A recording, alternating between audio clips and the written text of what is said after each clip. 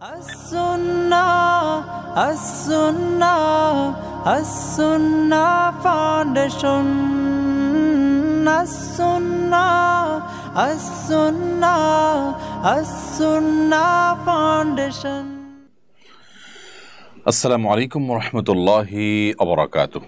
আলহামদুলিল্লাহ ওয়াসসালাতু ওয়াসসালামু আলা রাসূলিল্লাহ বাদ। সুপ্রিয় দর্শক শ্রোতা ভাই বোন, দেশ কিংবা প্রবাস যে যেখান থেকে দেখছেন, আপনাদের সকলকে সাদর আমন্ত্রণ জানাচ্ছি আস-সুন্নাহ ফাউন্ডেশন স্টুডিও থেকে। আপনারা দেখছেন আস-সুন্নাহ ফাউন্ডেশন আয়োজিত সাপ্তাহিক সরাসরি প্রশ্ন উত্তরমূলক অনুষ্ঠান শরীআহ সমাধানের 250তম পর্ব। অন্যান্য দিনের মতো আজও ইনশাআল্লাহ তাআলা আপনাদের সঙ্গে ঘণ্টা ব্যাপী থাকছে এবং আপনাদের করা জীবন জিজ্ঞাসার উত্তর কোরআন এবং হাদিসের আলোকে দেওয়ার চেষ্টা করছি। ওমা তৌফিকি ইল্লা বিল্লাহ। আপনার যে কোনো জীবন ঘনিষ্ঠ জিজ্ঞাসা বাংলায় সংক্ষেপে এই পোস্টের মন্তব্যের ঘরে লিখুন। আমরা ইনশাআল্লাহ আপনার প্রশ্নের উত্তর আপ্রাণ চেষ্টা করব দেওয়ার জন্য।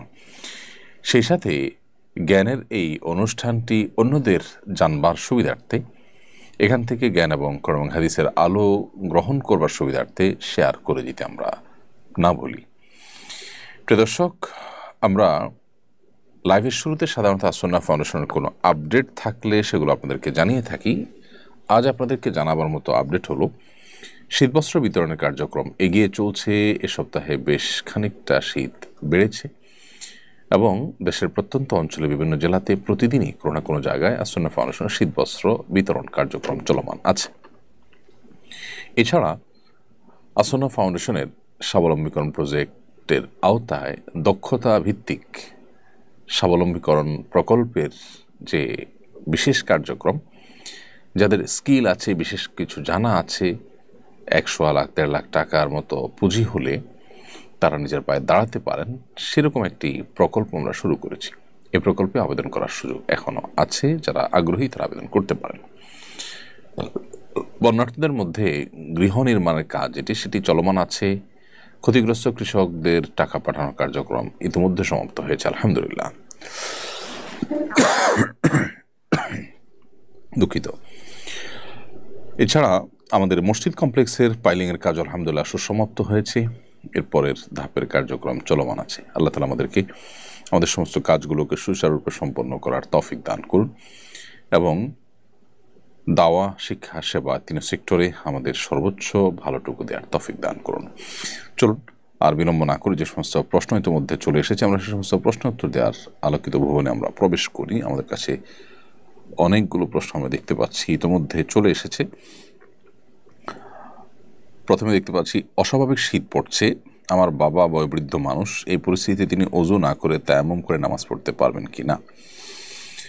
খুব বেশি বৃদ্ধ মানুষ হলে তিনি যদি তীব্র শীতে ওযু করতে গেলে তার অঙ্গহানি হওয়া, অঙ্গ অবশ হয়ে যাওয়া কিংবা দুরারোগ্য ব্যাধিতে লিপ্ত হয়ে যাওয়ার মতো আশঙ্কা তৈরি হয় এবং পানি গরম করে সেই গরম পানি ব্যবহার করার মতো কোনো স্কোপ যদি না থাকে অথবা গিজার ইত্যাদি না থাকে, তাহলে সেক্ষেত্রে তিনি তায়াম্মুম করে নামাজ পড়তে পারবেন। কিন্তু যদি পরিস্থিতিটা এত সিরিয়াস পর্যায়ে না যায়, তাহলে সেক্ষেত্রে তায়াম্মুম করে নামাজ পড়তে পারবেন না। গিজারের ব্যবস্থা করে গিজারের মাধ্যমে তিনি ওযু করতে পারেন, গরম পানি দিয়ে অথবা অন্য কোনো উপায়ে পানি গরম করে তার মাধ্যমে ওযু করতে পারেন। কিন্তু এই স্কোপগুলো থাকা সত্ত্বেও তিনি তায়াম্মুম যদি করতে চান, তাহলে সেক্ষেত্রে নামাজ হবে না।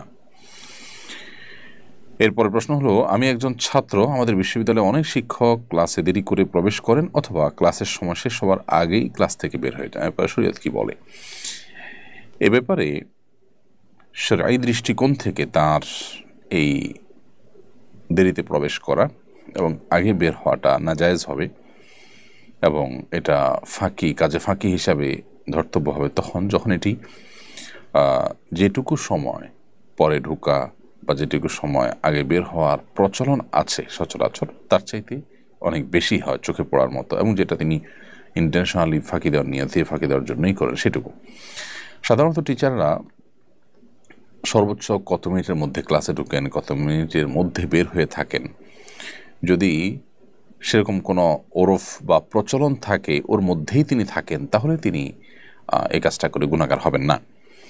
ধরা যাক যে ক্লাসে আসতে আসতে টিচারদের অ্যাভারেজে 5 মিনিট টাইম লেগে যায়, তাহলে সেক্ষেত্রে এর মধ্যে তিনি আসলে সমস্যা হবে না। কিন্তু তিনি জাস্ট নামকস্তে হাজিরা দেওয়ার জন্য এসেছেন, ফাঁকি দেওয়ার উদ্দেশ্যে তিনি দেরি করে প্রবেশ করেছেন, এরকম পর্যায়ে যদি চলে যায় তাহলে সেক্ষেত্রে সেটি কিন্তু গুনাহের কারণ হতে পারে। এটি নির্ভর করে একটা ওরফের উপরে, প্রচলনের উপরে। প্রচলন যদি থাকে যা তার চাইতে উনি বেশি করেন এবং এটা জাস্ট ফাঁকিবাজি টেন্ডেন্সি থেকেই করেন, তাহলে সেক্ষেত্রে অবশ্যই তার এই দেরি করে আসাটা গুনাহের কারণ হবে এবং এই দেরি করে আসার কারণে তার সেই উপার্জন হালাল হবে না। এরপর প্রশ্ন করেছেন মোহাম্মদ রাশিক শাহরিয়ার। আপনি লিখেছেন, জামাতে নামাজ পড়ার সময় তাকবীরের তাহরিমা ছাড়া বাকি তাকবীরগুলো না দিলে নামাজে কোনো সমস্যা হবে কিনা? তাকবীরের তাহরিমা যেটা, এটিতে আবশ্যক। প্রথম তাকবীর যেটা আল্লাহু আকবার বলে নামাজ শুরু করি আমরা, সেটি। এর বাইরে বাকি যে তাকবীরগুলো আছে, উঠা বসার তাকবীর, রুকুতে যাওয়ার, সেজদা যাওয়ার, সেজদা থেকে উঠার, এই যে পরবর্তী তাকবীরগুলো আছে, এই তাকবীরগুলো পাঠ করা ফরজ বা ওয়াজিব নয়। যার কারণে এগুলোর কোনোটা যদি ছুটে যায় তাতে নামাজ হয়ে যাবে। ইচ্ছাকৃতভাবে ছাড়লে তো নামাজের কোয়ালিটিতে ত্রুটি হলো, কিন্তু অনিচ্ছাকৃতভাবে ছাড়লে ইনশাআল্লাহ নামাজ হয়ে যাবে।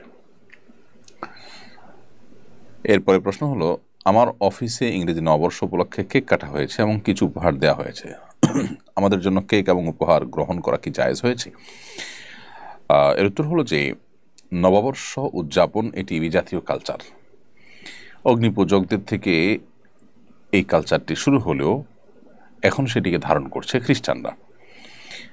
নানা কুসংস্কারাচ্ছন্ন বিশ্বাস থেকেই মূলত কালচারের শুরু। বছরের প্রথম মুহূর্তকে ভালোভাবে কাটালে সারা বছর ভালো থাকা যাবে, এই শিরপূর্ণ বিশ্বাস এটি মূলত অগ্নিপূজকদেরকে এই নববর্ষ উদযাপনে তাদেরকে অনুপ্রাণিত করত।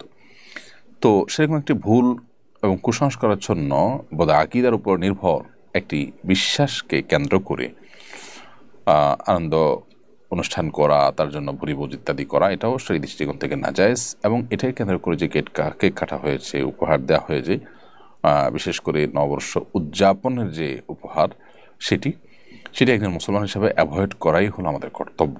যেহেতু বিজাতীয় কালচারকে আমরা অ্যাভয়েড করতে হবে। নবী সাল্লাল্লাহু আলাইহি ওয়াসাল্লাম বলেছেন, মান তাশাব্বাহা বিকওমিন ফাহুয়া মিনহুম, যে ব্যক্তি কোনো জাতির, অন্য ধর্মাবলম্বী মানুষদের সাদৃশ্য গ্রহণ করবে, তাদের কোনো সংস্কৃতি, কৃষ্টি, কালচারের, সে তাদের অন্তর্ভুক্ত হবে। সেই জায়গা থেকে এ ধরনের উপহার উপঢৌকনকে অ্যাভয়েড করতে পারলে ভালো, অ্যাভয়েড করতে পারা উচিত, আমাদের অ্যাভয়েড করা দরকার।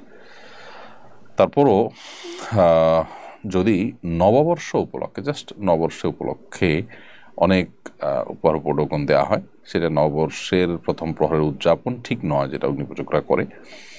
তো সেটা যদি হয়, সেটাকে আসলে বলা যেতে পারে এইটা আপনার ওইভাবে অগ্নিপূজকদের যেরকম প্রথম প্রহরকে উৎসবের মাধ্যমে কাটিয়ে ভালো কিছু পাওয়ার আশা বা প্রত্যাশা, সেই উদ্দেশ্য থেকে বা সেই জায়গা থেকে হয় না, যার কারণে এটা কিছুটা ডিফারেন্ট হতে পারে এবং এটা জায়েজ হতে পারে।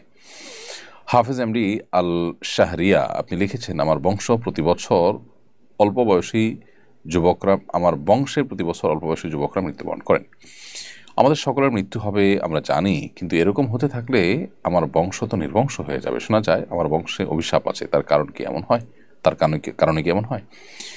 ভাই আল শাহরিয়া, আপনাকে এই প্রশ্ন উত্তরে বলতে চাই, কারোর বদদোয়া লেগে ওই বংশের কোনো মানুষ বাঁচে না, এটি মনে করবার কোনো কারণ নেই।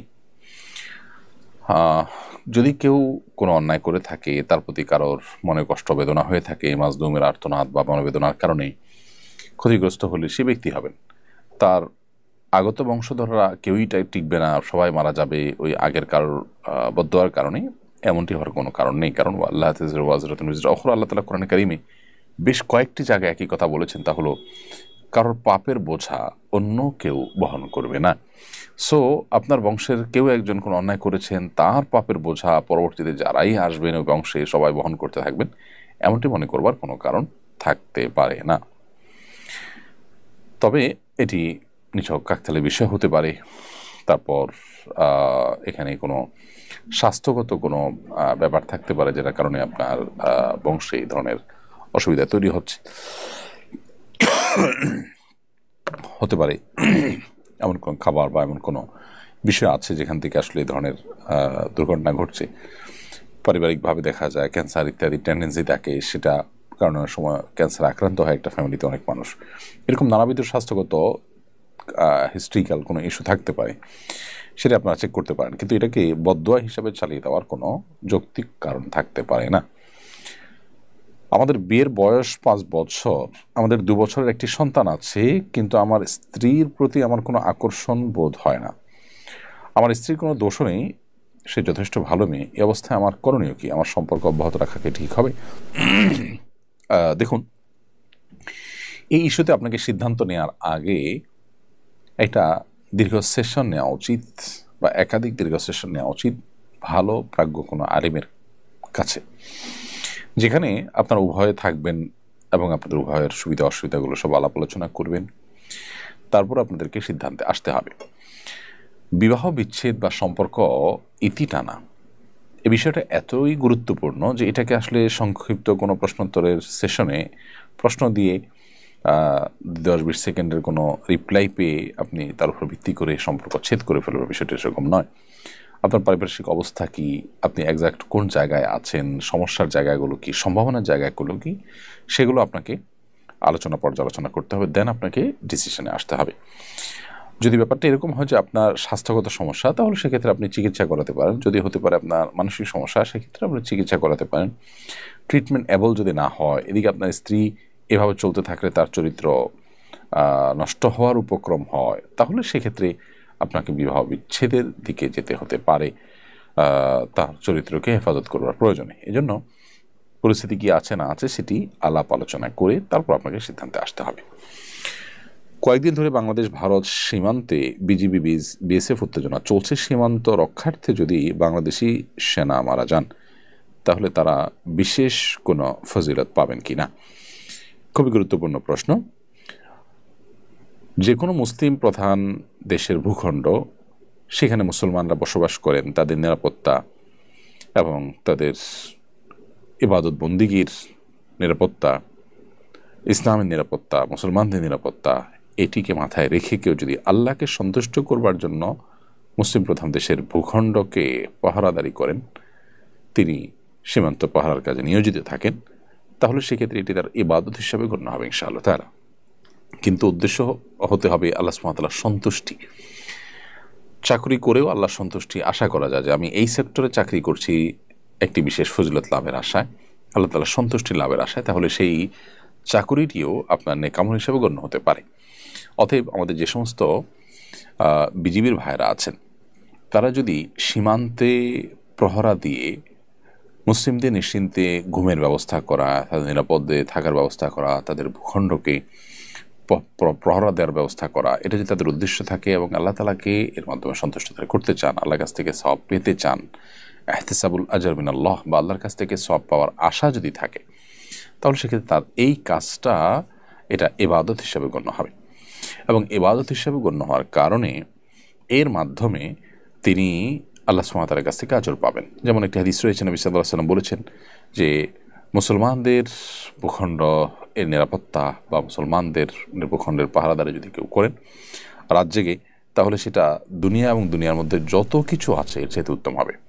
অন্য হাদিসে রয়েছে যে মাস জুড়ে রোজা রাখা এবং রাত জেগে ইবাদত করলে যে পরিমাণ সওয়াব পাওয়া যাবে, মুসলমানদের ভূখণ্ড পাহারাদারি করলে তার চেয়ে বেশি সওয়াব পাওয়া যাবে। এভাবে বিভিন্ন রকমের ফজিলতের কথা বর্ণিত হয়েছে যারা মুসলমানদের প্রহরার কাজে নিয়োজিত থাকেন তাদের জন্য।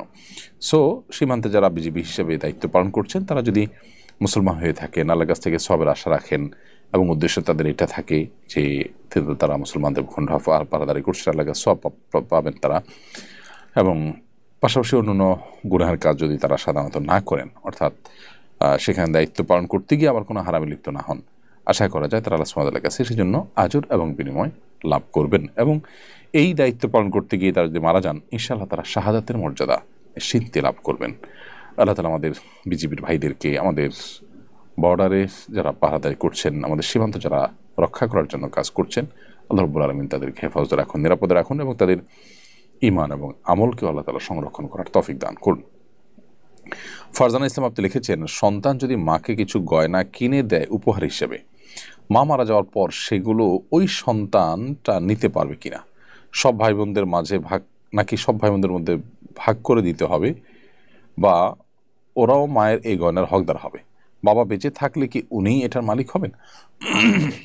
বোন ফারজানা, আপনি সন্তান হিসাবে আপনার মাকে কোনো গহনা দিয়েছেন, উপহার হিসাবে দেওয়ার ফলে এটার মালিক আপনার মা হয়ে গেছেন। আপনার মা গহনার মালিক হয়ে যাওয়ার পর, তার মৃত্যুর পর এটি তার অন্য 10টি পরিত্যক্ত সম্পদের তালিকায় অন্তর্ভুক্ত হয়ে যাবে। সো তার মৃত্যুর পর আপনার বাবার একটা অংশ সেখানে থাকবে, আপনি অ্যাজ এ সন্তান আপনার একটা অংশ থাকবে, আপনার অন্যান্য ভাই বোন থাকলে তাদেরও অংশ থাকবে। অর্থাৎ আপনি সেখান থেকে একজন ওয়ারিস হিসাবে আপনার মার নিজস্ব কোনো জমি থাকলে, অর্থকড়ি থাকলে সেখান থেকে যেরকম একটা ভাগ পেতেন, এই গহনা যেটা আপনি তাকে গিফট হিসেবে দিয়েছেন এখান থেকেও একটা ভাগ আপনি পাবেন একজন ওয়ারিস হিসেবে।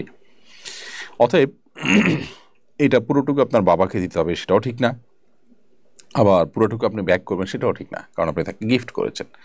আর যদি আপনি মাকে ব্যবহার করবার জন্য দিয়েছেন, জাস্ট ইউজের জন্য দিয়েছেন, ধারের মতো দিয়েছেন, তাহলে সেক্ষেত্রে আপনি এটার যে তার মৃত্যুর পর এটা ব্যাক করে নেওয়া বা আপনার ফেরত নেওয়া সে সুযোগ আপনার আছে, কারণ আপনি তাকে মালিক বানিয়ে দেননি, জাস্ট তার কাছে রেখেছেন বা তাকে ব্যবহার করতে দিয়েছেন। আর যদি তাকে গিফট হিসেবে দিয়ে থাকেন, মালিক বানিয়ে দিয়ে থাকেন উপর হিসাবে, তাহলে সেক্ষেত্রে যেটি বলেছি সেই বিধান প্রযোজ্য এবং আপনি তার একটা অংশ পাবেন। এরপর প্রশ্ন হল, আমি হোটেলে কাজ করি, শুনেছি মালিক হোটেল বড় করার জন্য লোন নেবেন, এই জন্য কি আমার ইনকাম হারাম হয়ে যাবে? এই প্রশ্নটি আর অনেক ভাই বোনদের।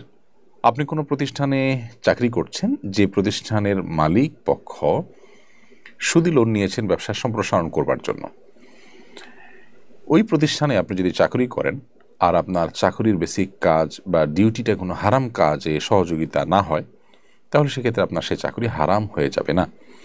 কোম্পানি সুদি লোন নিয়েছে, এর কারণে আপনার উপার্জন বা উপার্জিত অর্থ, আপনার বেতন, সেটি হারাম হয়ে যাবে না। কারণ আপনি যে টাকাটা বৈধ কোনো কাজ করে পরিশ্রম করে পারিশ্রমিক হিসাবে গ্রহণ করেছেন, সেই টাকাটাই যে সুদি যে লোন নিয়েছেন হুবহু ওই সুদি লোনের টাকা বা সুদের টাকা, এটা আপনি নিশ্চিত নন।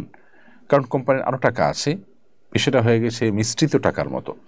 আপনি এরকম কোম্পানি যারা সুদ নির্ভর কাজ করে থাকেন বা সুদি লোন নিয়ে বৈধ বা সাধারণ ব্যবসা পরিচালনা করে থাকেন, এরকম কোম্পানিকে অ্যাভয়েড করে অন্য কোনো কোম্পানি যেতে পারলে ভালো হয় সন্দেহাতীতভাবে, কিন্তু আপনার এই উপার্জন হারাম হয়ে যাবে না। অর্থাৎ এর কারণে আপনার কোম্পানি চেঞ্জ করাটা আপনার জন্য আবশ্যক হয়ে যাবে না, বিকজ কোম্পানি তার পুঁজির একটা অংশ সুদি লোন থেকে নিয়েছে, আপনাকে যে বেতন দিয়েছে হুবহু সেখান থেকেই দিয়েছে, নট নেসেসারি তাদের নিজস্ব টাকা আছে, অল্প হোক বেশি হোক, এবং সেটা তারা রোলিং করছেন, এবং আপনার ডিউটিটা বেসিক্যালি হালাল।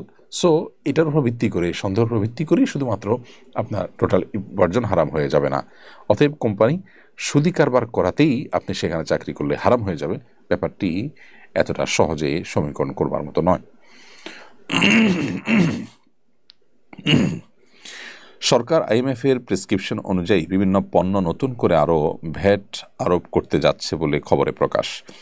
এটা জনগণের জীবনযাত্রার উপরে বেশ প্রভাব ফেলবে বলে অনেকে মনে করেন। গুরুত্বপূর্ণ নাগরিক হিসাবে সরকার কোনো পরামর্শ দিবেন কিনা, গুরুত্বপূর্ণ নাগরিক কিনা জানি না, তবে এটা বলবো যে আমাদের যে সমস্ত প্রতিষ্ঠানগুলো লোন দিয়ে থাকে, নানা সময় আমাদেরকে আর্থিক সহায়তা দিয়ে থাকে, তারা নানা রকম বুদ্ধি পরামর্শ দিয়ে থাকে। এইসব পরামর্শের সবগুলোই যে আমাদের জন্য খারাপ আমি তা বলছি না, তবে অনেকগুলোই আমাদের জন্য আসলে ভালো নয়। দেশে বিশেষ করে বর্তমানে যে চলমান অচল অবস্থা চলছে, অনেকটা দীর্ঘদিন পর্যন্ত মানুষ আর্থিক কষ্টে ভুগছে, বাজার নিয়ন্ত্রণ করা কঠিন হচ্ছে নানা কারণে। এর মধ্যে যদি আবার বিভিন্ন পণ্যের উপরে ভ্যাট বেড়ে যায়, তাহলে সেক্ষেত্রে সেটা মানুষের জন্য কষ্টের কারণ হবে। যদিও অর্থ উপদেষ্টা কিংবা গভর্নর মহোদয় দুজনের কোনো একজনের বক্তব্য আমি শুনেছি যে তারা বলেছেন যে এখানে আসলে মানুষের জীবন জীবিকা বেঁচে থাকা নির্ভর করে যেসব পণ্যের উপরে, সেগুলোর উপর ভ্যাট আরোপ করা হয়নি, কিন্তু মূলত অন্য জায়গায় ভ্যাট আরোপ করলেও তার প্রভাব জীবন জীবিকার উপরে পড়ে।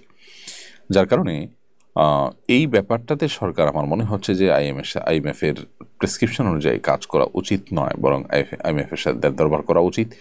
একটা রাষ্ট্রের যদি অপচয় রোধ করা যায়, অপচয়টা যদি আমাদের দেশে আমরা বন্ধ করতে পারি, সরকারের টাকার যেভাবে সেভাবে খরচ করার যে একটা আপনার টেন্ডেন্সি আছে, সেটা যদি বন্ধ করা যায়, তাহলে আমার মনে হয় যে আমাদের দেশে অনেক আর্থিক অনটনের জায়গাগুলো ঘুষে যাবে এবং আমাদের প্রচুর পরিমাণ অর্থ এখানে বেঁচে যাবে, এবং এই ভ্যাট ইত্যাদি বাড়াবার প্রয়োজন সেক্ষেত্রে হবে না। আমার মনে হয় সেদিকে বরং নতুন সরকার বা নতুন পরিস্থিতিতে তারা মনোযোগ দেওয়া উচিত। শাকিল আহমেদ খান আপনি লিখেছেন, আমার সামনে পরীক্ষা, এমন কোনো আমল আছে কি না পরীক্ষার আগে যা করলে আল্লাহর রহমতে পরীক্ষা ভালোভাবে দিতে পারবো? ভাই শাকিল, পরীক্ষার আগ মুহূর্তে স্পেশাল কোনো আমল এর কথা আমি বলতে পারবো না যেটা পড়লে পরীক্ষা বা যেটা করলে পরীক্ষা ভালো হবে বলে কোরআন হাদিসে বলা হয়েছে। তবে আপনি অ্যাজ এ মুসলমান পরীক্ষার আগে আল্লাহ সুবহানাহু ওয়া তাআলার কাছে অন্য 10টা ক্রাইসিস মোমেন্টে বা আল্লাহ সুবহানাহু ওয়া তাআলার কাছে আপনার বিশেষ পরিস্থিতিতে যেরকম আমাকে দোয়া করেন, এক্ষেত্রে দোয়া করবেন, আল্লাহ আপনি আমার পরীক্ষাকে সহজ করে দিন, আমার পরীক্ষাকে আপনি আসান করে দিন, আপনি আল্লাহর কাছে দোয়া করবেন। সেই সাথে আপনার পড়াশোনা, আপনার প্রচেষ্টা যেটি পরীক্ষা ভালো ফলাফল করবার জন্য সেটি আপনি যথাযথভাবে অব্যাহত রাখবেন। আমেরিকার এক অঙ্গরাজ্যে ভয়াবহ দাবানলে ব্যাপক ক্ষয়ক্ষতি হয়েছে। বিষয়টাকে অনেকে আল্লাহর গজব হিসাবে দেখছেন। এটা আসলেই কি তা কিনা, এই জন্য উল্লাস করার সুযোগ আছে কিনা? প্রথম কথা হলো যে যে অঙ্গরাজ্যের যে শহরে এই ভয়াবহ দুর্ঘটনা ঘটেছে, যেটাকে আমরা হলিউড হিসাবে জানি, সেই হলিউডে ক্যালিফোর্নিয়ার সম্ভবত একটি শহর,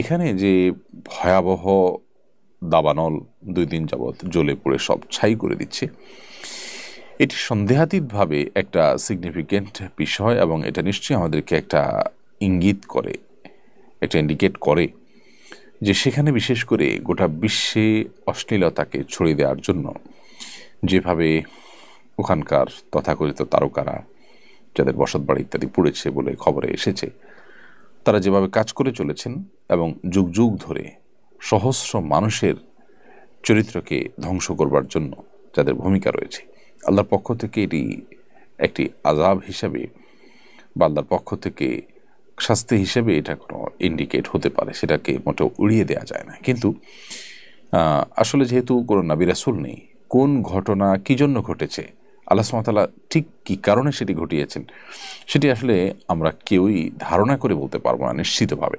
হ্যাঁ, আমাদের প্রবল ধারণা তৈরি হতে পারে, যেটি গজব হওয়ার জোরালো সম্ভাবনা আছে, সেভাবে আমরা বলতেই পারি। কিন্তু এটি গজব নাকি এটি সাধারণ কোনো ঘটনা যেটি আল্লাহ সুবহানাহু ওয়া তাআলা অনেক সাধারণ এলাকাতেও ঘটিয়ে থাকেন, সেটা একমাত্র আল্লাহ ভালো জানেন।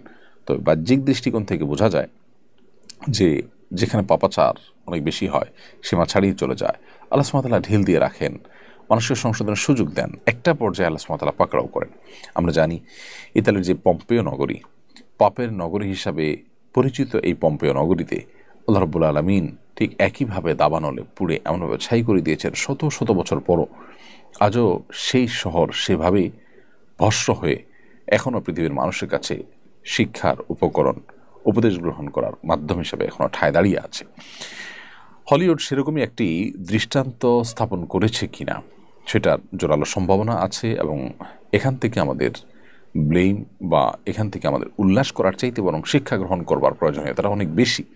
ব্যক্তিগত জীবনে আমরাও যারা সীমা লঙ্ঘন করি, সীমা ছাড়িয়ে যাই, আল্লাহর অবাধ্য হয়ে যাই, আমাদের জন্য এটা অবশ্যই সতর্ক দেয় এবং এটা অ্যালার্মিং একটি বিষয়। এবং এর মাধ্যমে অন্য যারা আল্লাহর অবাধ্যতা লিপ্ত আছেন তাদেরও সংশোধন হওয়ার বা ফিরে আসার সুযোগ তৈরি হয়। বিধায় আমরা সেখান থেকে শিক্ষা গ্রহণ করার চেষ্টা করব। গাজাও পুড়ছে এবং এই হলিউড শহরও পুড়ছে। পার্থক্য এটুকু যে গাজার মানুষগুলো আল্লাহর প্রতি বিশ্বাসী হওয়ার কারণে, আখিরাতে বিশ্বাসী হওয়ার কারণে দুনিয়া পুড়ে গেলেও তাদের আসলে সব পুড়ে যাবে না, অনন্ত অসীমকালের আসল জীবনের সব তাদের বেঁচে থাকবে ঠিকই। কিন্তু যাদের আখিরাতের প্রতি বিশ্বাসী নেই, তাদের দুনিয়াটাই যদি পুড়ে যায় তাহলে থাকেটা কি? আল্লাহ তাআলা আমাদের এখান থেকে শিক্ষা গ্রহণ করবার তৌফিক দান করুন। আব্দুর রহিম আপনি লিখেছেন, জোহরের সুন্নত 4 রাকাত একসাথে পড়বো নাকি 2 রাকাত করে পড়বো? জোহরের সুন্নত 4 রাকাত একসাথে পড়বেন, এটাই হলো ফুকাহে হানাফের মত। যদি এক্ষেত্রে হাম্বলি ফকিহদের মত হলো 2 রাকাত করে পড়বেন।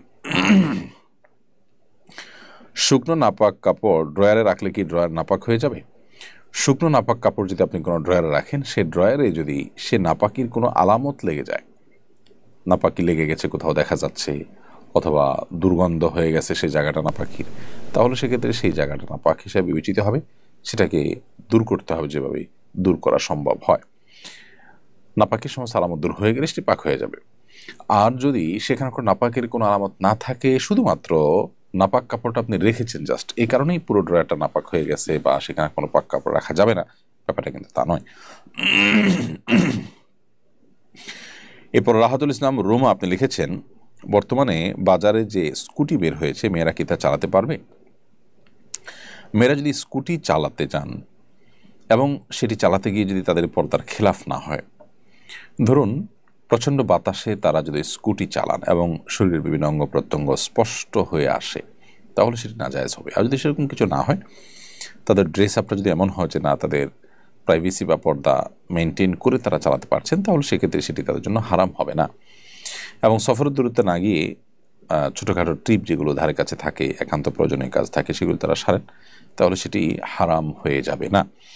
এটি নির্ভর করে তাদের স্কুটি চালানোর সময় এবং পরিবেশ পরিস্থিতির উপরে। যদি পর্দার যে বিধিবিধান আছে সেগুলো নষ্ট না হয়, তিনি যেভাবে হাঁটছেন সেভাবে স্কুটি চালাচ্ছেন এবং স্কুটি চালাতে গিয়ে তার ড্রেস আপ কোনোভাবে পর্দার খেলাফের পর্যায়ে না যায়, শরীরের কোনো অঙ্গ প্রত্যঙ্গ ফুটে না ওঠে, তাহলে সেটি জায়েজ হবে। আমি একজন মহিলা, সৌদিতে কফিলে বাসায় কাজ করি। কফিলের পরিবারের সাথে কয়েকবার ওমরা করেছি, আর মক্কা আমাদের বাসা থেকে 2 দিনের রাস্তা। আমার ওমরা হবে কিনা? প্রথম কথা হলো, বোন, আপনি দূরদেশে গিয়েছেন একটু রুটি রুজির জন্য। যারা আপনাকে মাহারাম ছাড়া সেখানে নিয়েছেন সে সৌদিয়ানরা, তারা যেরকম গুনাহগার, এ ক্ষেত্রে আপনি নিজেও গুনাহগার হবেন মাহারাম ছাড়া সেখানে সফর করার কারণে। এরপর দ্বিতীয় কথা হলো যে আপনি সেখানে চলে গেছেন, কাজ করছেন, বৈধ বা হালাল কাজ করে যদি আপনি উপার্জন করেন, হারাম থেকে বেঁচে থেকে উপার্জন করতে পারেন, তাহলে সেক্ষেত্রে আপনার সে উপার্জন হারাম হবে না, সেটা হালাল হবে। মাহরাম ছাড়া সফর করেছেন, সেটা একটি গুনাহের কাজ হয়েছে, তার জন্য আল্লাহর কাছে ইস্তেগফার করবেন। এখন যে উপার্জনগুলো করছেন সেগুলো হারাম হবে না যদি আপনি হালাল উপায়ে উপার্জন করে থাকেন। এরপরের প্রশ্ন হলো, আপনার মূল প্রশ্ন যেটি, সেটি উত্তর হলো, আপনি সফরের দূরত্বে আপনার কফিল বা মালিকের ফ্যামিলির সাথে যাচ্ছেন, যে ওমরা করে আসছেন। তো এই যে তাদের সাথে যাচ্ছেন, যে ওমরা করে আসছেন, এর কারণে আপনার ওমরা তো হয়ে যাবে, কিন্তু এটাও একটা গুনাহের কারণ নবী করিম সাল্লাল্লাহু আলাইহি ওয়াসাল্লাম বলেছেন, লা তুসাফিরুল মারআতু ইল্লা মা'আদি মাহরামিন, কোনো নারী কোনো মাহরাম ছাড়া তিনি একাকী সফর করবেন না। আপনি যে কাজটি করছেন সেটি গুনাহের কাজ। এজন্য আল্লাহ তাআলা আপনাকে তৌফিক দিলে আপনি স্বামী বা মাহরামের সাথে কখনো ওমরা করবেন, আর না হলে ওমরা করবেন না। ওমরা করার জন্য ফরজ নয়, কিন্তু আপনার অবশ্যই মাহরাম নিয়ে সফর করার চেষ্টা করা উচিত এবং সফরে মাহরাম থাকা দরকার। এরপরে প্রশ্ন করেছেন এসকে মুস্তাকিম ব্লগ, এআইডি থেকে আপনি লিখেছেন, মৃত গরুর চামড়া বিক্রি করা যাবে কিনা? মৃত গরুর চামড়া তুলে যদি আলাদা করে বিক্রি করা যায়, অবশ্যই সেটি জায়েজ হবে। মৃত গরুর চামড়া থেকে যদি বেনিফিটেড হতে চান, কেউ ব্যবহার করে সেটাকে প্রসেস করে ব্যবহার করতে চান, সেটাও করতে পারবেন। হ্যাঁ, মৃত গরুর গোশত খেতে পারবেন না, সেটি হারাম। অতএব চামড়া বা অন্য কোনোভাবে সেটি থেকে যদি বেনিফিটেড হওয়ার সুযোগ থাকে, সেটি কিন্তু নিষিদ্ধ বা হারাম নয়। মাঝে মধ্যে অচেনা কবুতর এসে আমার কবুতরের সাথে জোড়া বাঁধে এবং ডিম দেয়, সেই ডিম থেকে বাচ্চা হয়। এখন ওই অচেনা কবুতর এবং ডিম ও বাচ্চার বিধান কি হবে? অচেনা কবুতর এসে যদি আপনার কবুতরের বাসায় এসে বাসা বাঁধে, তাহলে সেটি আপনার জন্য আসলে হালাল হয়ে যাবে না, কারণ এটি আপনার কবুতর নয়, এটির মালিক অন্য কেউ। আপনার কবুতরের সাথে মিশে যদি সেই ডিম পাড়ে, তো সেই ডিম আপনার হয়ে যাবে না, কারণ অন্য জনের কবুতর, অন্য মানুষের কবুতর এসে এখানে ডিম পেড়েছে। সো আপনার কর্তব্য হবে এখানে কে মালিক হতে পারেন আশেপাশে খোঁজখবর নিয়ে তাদের কাছে তাদের কবুতর বা কবুতরের ডিম হস্তান্তর করা। যদি কোনোভাবে সেই মালিক কিংবা ডিম খুঁজে পাওয়ার, ডিমের মালিক কিংবা কবুতরের মালিক খুঁজে পাওয়ার সম্ভাবনা না থাকে, আপনি চেষ্টা করে কোনোভাবে না পান, তাহলে কোনো গরিব বা অভাবী মানুষকে আপনার ওই ডিম বা ওই কবুতরটা, ওই কবুতর বা ডিমের মালিক যিনি হবেন তার তরফ থেকে, আননোন সেই মালিকের তরফ থেকে আপনি দান করে দিবেন। হ্যাঁ, যদি আপনি নিজে অভাবী গরিব মানুষ হন, তাহলে সেটা আপনি হারানো জিনিস যেরকম গরিব বা অভাবী হলে নিজে খেতে পান, ঠিক তেমনিভাবে আপনি নিজে এটি খেতে পারবেন যদি আপনি অভাবী বা গরিব মানুষের সংজ্ঞায় পড়েন বা তাদের কাতারে পড়েন। এরপর তাসফিয়া তাবাসসুম আপনি লিখেছেন, মায়ের সাথে বেয়াদবি করায় মা যদি সেই সন্তানকে নিজের নামের সম্পত্তি না দিয়ে অন্য সন্তানকে দেন, তবে কি গুনাহ হবে? বোন তাসফিয়া, কোনো মা কোনো বাবা সন্তান তাদের প্রতি বেয়াদবি করেছেন, কোনো অন্যায়াচরণ করেছেন, সেই জন্য তাদের নিজেদের সম্পদ যাতে মৃত্যুর পর সন্তান না পায় তার জন্য কোনো ব্যবস্থা করে গেলেন অথবা জীবদ্দশা বলে গেলেন, এটা সুযোগ নেই। কারণ সন্তান কোনো অন্যায় বা অপরাধ করলে আল্লাহর কাছে সে দায়ী থাকবে, মা বাবার সম্পদ থেকে বঞ্চিত করবার কেউ নয়। কারণ সম্পদ থেকে বঞ্চিত করার কোনো অপশন শরীয়তে নেই। আপনি সন্তান হিসাবে যখন মা বা বাবার সংসারে, তাদের বাসায়, তাদের ঘরে জন্মগ্রহণ করেছেন, বাই ডিফল্ট অ্যাজ এ সন্তান আপনার অধিকার হয়ে গেছে তাদের সম্পদের ভাগ পাওয়া। এখানে তারা চাইলেও আপনাকে সম্পদ থেকে বঞ্চিত করতে পারবেন না। ওয়ারিশ সূত্র যেটি, সেটি হলো যে বাবা মায়ের ঔরসে তাদের গর্ভে জন্মগ্রহণ করেছেন, সো সন্তান হিসাবে আপনি তাদের সম্পদের প্রাপ্য অধিকার আপনার চলে আসবে যতক্ষণ আপনি মুসলমান থাকবেন। কেউ মোরতাদ হয়ে গেছে, ইসলাম ত্যাগ করে চলেছে, তখন সে আর ওয়ারিশ থাকে না। সো এখানে অনেক মা বাবা যে তেজ্যপুত্র করেন বা সন্তানকে সম্পদ থেকে বঞ্চিত করেন, এই কাজগুলো অনুচিত, অন্যায় কাজ। সন্তান কোনো অন্যায় করে থাকলে সেটি আলাদা বিষয়, আল্লাহর কাছে তার বিচার হবে, কিন্তু তাকে সম্পদ থেকে বঞ্চিত করতে পারবেন না, বা সন্তান হিসাবে তাকে তেজ্যপুত্র তথাকথিত এটাও আপনি করতে পারবেন না। প্রিয় দর্শক, দেখতে দেখতে আমরা অনুষ্ঠানের ঠিক মাঝামাঝি পর্যায়ে চলে এসেছি। সময় হয়েছে ছোট একটি বিরতিতে যাওয়ার। আমরা বিরতির পর আবারও ফিরে আসছি প্রশ্নোত্তরের অনুষ্ঠানে। আশা করছি আমাদের সঙ্গেই থাকবেন ইনশাআল্লাহ তাআলা। কুরআন মানব জাতির মুক্তির সনদ, কোরআন আমাদের গাইডবুক। অথচ সমাজের খুব কম মানুষই কোরআন বোঝেন বা বোঝার চেষ্টা করেন। বছর জুড়ে কোরআন চর্চার লক্ষ্যে শুরু হলো আস-সুন্নাহ ফাউন্ডেশনের যাবৎকালের সর্ববৃহৎ প্রতিযোগিতা কোরআন বর্ষ। 2024 রমজান থেকে 2025 রমজান পর্যন্ত 6 ধাপে অনুষ্ঠিত হতে যাচ্ছে আল কোরআনুল কারীম পাঠ ও প্রতিযোগিতা। বিজয়ীদের জন্য থাকছে 3টি উমরা, 1টি কম্পিউটার, 5টি ব্যক্তিগত লাইব্রেরি, 6টি কিন্ডেল রিডার সহ 15 লক্ষ টাকার মূল্যবান সব পুরস্কার। আল্লাহ সুবহানাহু ওয়া তাআলা আমাদেরকে ভালো কাজে একে অন্যের সঙ্গে প্রতিযোগিতায় অবতীর্ণ হওয়ার নির্দেশ করেছেন। সুতরাং আসুন কোরআন চর্চার এই মহা আয়োজনে, কোরআনের এই বিশাল প্রতিযোগিতায় সামিল হয়ে নিজেদেরকে কোরআনের জ্ঞানে সমৃদ্ধ করি, জীবনকে করি কোরআনময়। পার্থিব এই সমস্ত মহামূল্যবান পুরস্কার জেতার পাশাপাশি আল্লাহ সুবহানাহু ওয়া তাআলার কাছ থেকে অফুরন্ত বিনিময় লাভের এই সুযোগটি যেন আমাদের কারোর হাতছাড়া না হয়। তাহলে আর দেরি নয়, শুরু করুন এখনই কোরআন বর্ষ, বছরব্যাপী কোরআন চর্চার এক অনন্য আয়োজন। আস-সুন্নাহ ফাউন্ডেশন, উম্মার স্বার্থে, সুন্নাহর সাথে। বিরতির পর আবার আপনাদেরকে স্বাগতম জানাচ্ছি সেরাই সমাধান অনুষ্ঠানে। আপনারা দেখছেন আস-সুন্নাহ ফাউন্ডেশন থেকে, আস-সুন্নাহ ফাউন্ডেশন স্টুডিও থেকে আয়োজিত সাপ্তাহিক সরাসরি প্রশ্ন উত্তরমূলক অনুষ্ঠান সেরাই সমাধানের 250তম পর্ব। আমরা বিরতির আগে অনেকগুলো প্রশ্নের উত্তর দেওয়ার চেষ্টা করেছি আপনাদেরকে। এই পর্যায়ে যে প্রশ্ন আমি দেখতে পাচ্ছি সেটি হলো, বেনামাজি স্বামীর খাবার দাবার ও সেবা যত্ন না করে তার সাথে দূরত্ব বজায় রাখলে কি গুনাহ হবে? এটা যদি হয় সাময়িক অভিমান হিসেবে, স্বামীকে সংশোধনের পথে আনবার জন্য একটি কৌশল হিসেবে, তাহলে সেটি জায়েজ হতে পারে। আর যদি তিনি বেনামাজি এই অজুহাতে আপনি তার সেবা যত্ন না করেন, তার থেকে দূরত্ব বজায় রেখে চলেন, তার সাথে নিয়মতান্ত্রিক সংসার এটি বর্জন করে দেন, তাহলে সেক্ষেত্রে সেটা জায়েজ হবে না। কারণ হলো, আপনি তার স্ত্রী হিসাবে তার অধীনে থাকলে অবশ্যই স্বামী হিসাবে তার যে প্রাপ্য অধিকারগুলো আছে সেগুলো আপনাকে আদায় করতে হবে।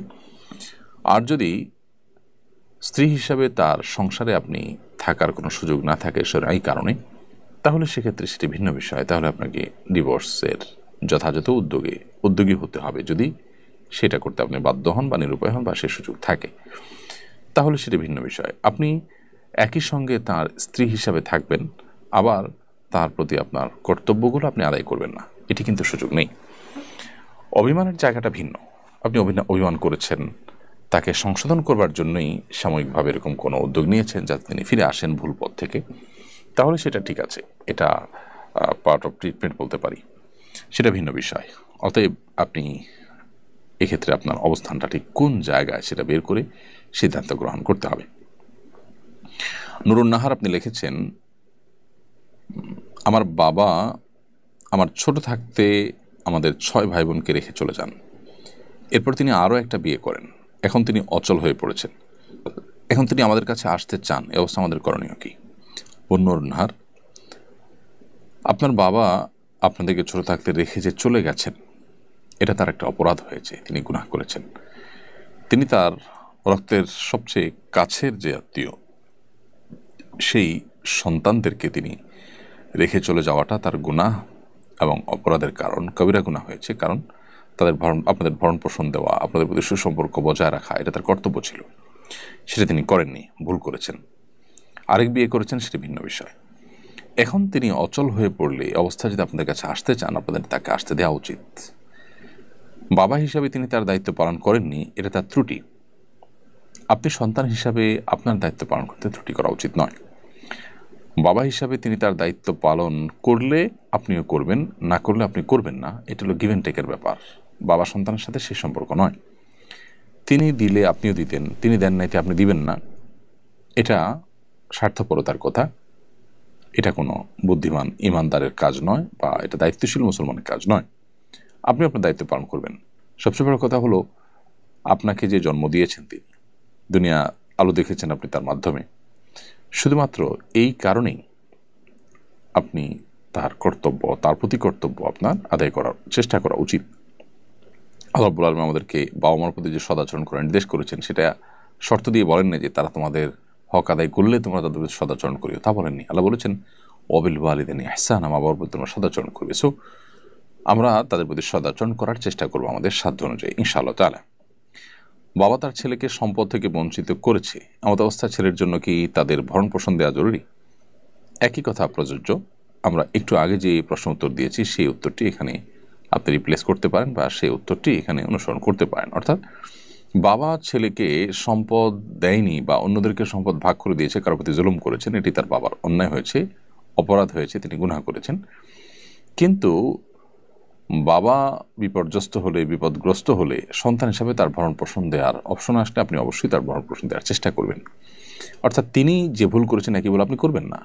রক্ত সম্পর্কীয় মানুষ হিসাবে সন্তানকে দেখভাল করা বা তার সম্পদে সন্তানের যে অধিকার আছে, যেটা দেওয়ার কর্তব্য ছিল, তিনি সেটা করেননি। এখন বাবা যদি বিপদে পড়ে যান, তাহলে সেক্ষেত্রে সেই বাবাকে ভরণ পোষণ দেওয়া আপনাদের দায়িত্ব। এই ভরণ পোষণ দেওয়াটা সম্পদের বিনিময় নয় যে তিনি আমাকে সম্পদ দিবেন তাহলে ভরণ পোষণ দেব। সম্পদের বিনিময় যদি হয়, তাহলে যে সমস্ত বাবার কোনো সম্পদ নেই তারা কি ভরণ পোষণ পাবে না সন্তানের কাছ থেকে? তাহলে বোঝা গেল যে এই ভরণ পোষণটা, বাবা আমার খরচ খরচা দেওয়াটা, এটা কিন্তু কোনো বিনিময় নয় যে সন্তান হিসেবে বাবার সম্পদে ভাগ পাবো সেই জন্য এটা দিচ্ছি, ব্যাপারটা তা না। বাবার সম্পদ থাকুক বা না থাকুক, ভাগ পাই কিংবা না পাই, সন্তান হিসাবে বাবার প্রতি আমার কর্তব্য এটি। বাবা তার কর্তব্যে ত্রুটি করেছেন, আমি আমার কর্তব্যে ত্রুটি করব না। এটি হলো একজন আদর্শবাদী, একজন প্রকৃত মুসলমানের কাজ। মনির হোসেন আপনি লিখেছেন, আমি একজন প্রবাসী, এখানে আমরা মাংস কিনে খাই, কিন্তু জানি না তা হালাল উপায়ে জবে করা হয়েছে কি না। এ অবস্থা আমাদের করণীয় কি? ভাই মনির হোসেন, আমি জানি না আপনি কোন দেশে আছেন। পৃথিবীর বিভিন্ন দেশে আমরা জানি হালাল সার্টিফিকেশন সিস্টেম রয়েছে।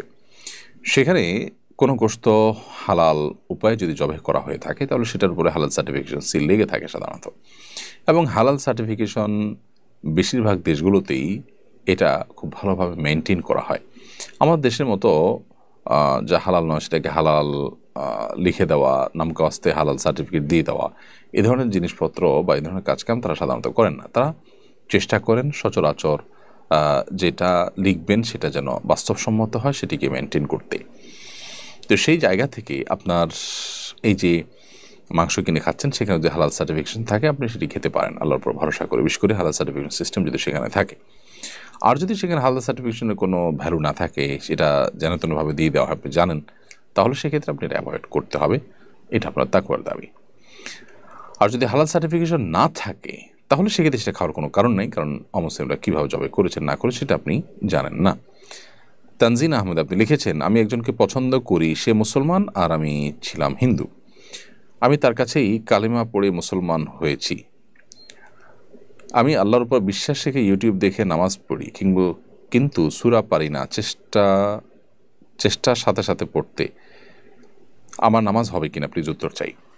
বোন তানজিনা, আপনি ইসলামে এসেছেন, আল্লাহ তাআলা আপনাকে ইসলামের উপরে অটল অবিচল থাকার তৌফিক দান করুন। ইসলামটা শুধু বিবাহের জন্য না হয়ে ইসলামের সত্য উপলব্ধি করে সত্যিই অন্তর থেকে আল্লাহর কাছে সারেন্ডার করার পদক্ষেপ হিসাবে এটি যেন হয়, সে চেষ্টা আপনার করা উচিত। এবং অন্তত এই মুহূর্তে সে রিয়েলাইজ আপনার থাকা উচিত, করা উচিত যে এটি বিবাহের জন্য কোনো মাধ্যম নয়, বরং এটি সত্যকে উপলব্ধি করে আপনার সত্যে ফিরে আসার প্রচেষ্টা।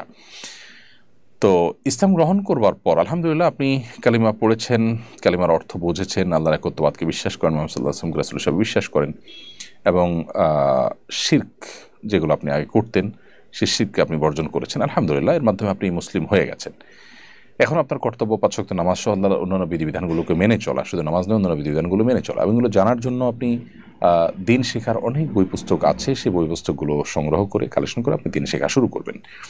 ইনশাআল্লাহ এর মাধ্যমে আপনি নিজেকে ভালো মুসলিম হিসাবে দাঁড় করাতে পারবেন। আপনি ইউটিউব থেকে দেখে দেখে যদি নামাজ শিখেন এবং সঠিক পদ্ধতি শিখতে পারেন, তাহলে সেক্ষেত্রে সেটাও আপনার নামাজ সঠিক নামাজ আদায়ের জন্য সহযোগিতা আপনাকে করবে, এবং সেটা তার মাধ্যমে আপনার নামাজ হয়ে যাবে ইনশাআল্লাহ তাআলা।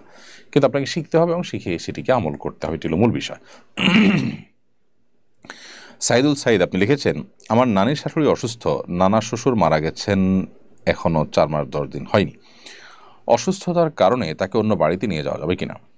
কোনো স্বামী মারা গেলে স্ত্রী 4 মাস 10 দিন পর্যন্ত ইদ্যত পালন করতে হয়, যেখানে আছেন সেখানে তিনি সময় কাটাতে হয়। একান্ত নিরুপায় না হলে, একান্ত প্রয়োজন না হলে, একান্ত বাধ্য না হলে তিনি সেই জায়গা ত্যাগ করে বাহিরে তা যেতে পারেন না। সে বাড়ির ভেতরেই বাইরের চোহর দিতে তাকে থাকতে হয় এবং সাজগোজ ইত্যাদি বর্জন করে চলতে হয়। এটি তার ইদ্যত বা শোক পালনের অংশ। এখন যিনি এই শোক পালন করছেন, আপনার নানি, তিনি নিজে যদি অসুস্থ হয়ে যান, তাহলে সেক্ষেত্রে তার চিকিৎসার প্রয়োজনে কিংবা তিনি সুস্থ থাকতে পারেন সেরকম পরিবেশে নেওয়ার প্রয়োজনে যদি সেই জায়গাটা ত্যাগ করতে হয়, সেটি জায়েজ হবে, সেটি না জায়েজ হবে না। এবং 4 মাস 10 দিনের মধ্যে এই কাজটি করলে সেটি গুনাহ হবে না। আমি শিগগিরই ওমরার সফরে যাচ্ছি ইনশাআল্লাহ। আমাদের কাফেলা প্রথমে মদিনা যাবে, এরপর মক্কায় নিয়ে আমাদের ওমরাহ করাবে। এমনটা করে যাবে কিনা? ওমরা পালনে প্রথমে মক্কায় যেতে হবে এমন কোনো শর্ত আছে কিনা? উত্তর হলো না। ওমরা পালনে প্রথমে মক্কায় যেতে হবে এমন কোনো শর্ত নেই। আপনি মদিনায় গেলেন, মদিনা থেকে আসার পথে মিকাত থেকে নিয়ত করে এহরাম বেঁধে তারপর আপনি ওমরা করলেন, সেটি করতে পারবেন।